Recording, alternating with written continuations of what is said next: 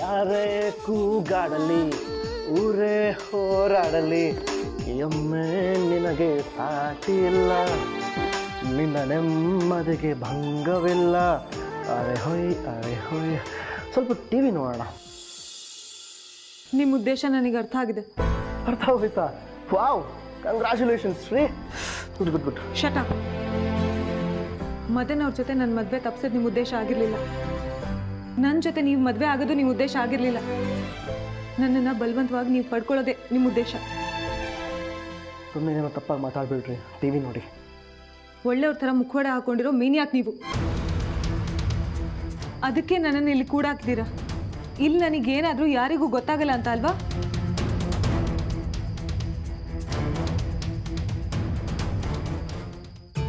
ಏನು ಮಾಡ್ತಿದ್ದೀರಾ?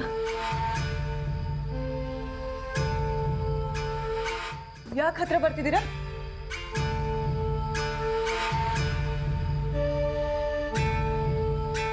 ಪ್ಲೀಸ್ ನನಗೇನು ಮಾಡಬೇಡಿ. ನಿಮ್ಮ ಕಾಲಿಗೆ ಬೀಳ್ತೀನಿ ಪ್ಲೀಸ್.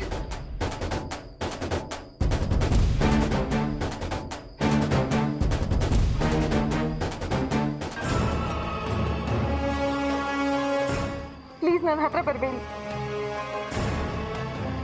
ಪ್ಲೀಸ್ ನಿಮ್ಮ ಕಾಲಿಗೆ ಬೀಳ್ತೀನಿ ಪ್ಲೀಸ್. ನನಗೇನು ಮಾಡಬೇಡಿ.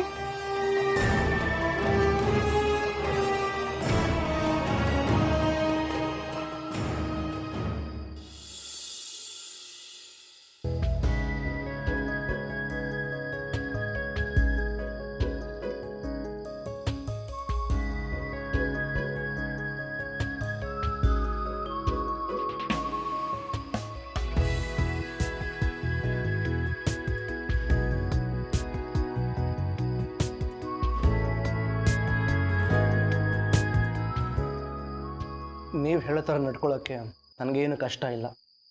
ನೀವು ಹೇಳಿದಾಗೆ ಈ ರೂಮಲ್ಲಿ ಏನೇ ನಡೆದ್ರು ಯಾರಿಗೂ ಗೊತ್ತಾಗಲ್ಲ. ನಾನಿಲ್ಲಿ ಏನು ಬೇಕಾದರೂ ಮಾಡ್ಬೋದು.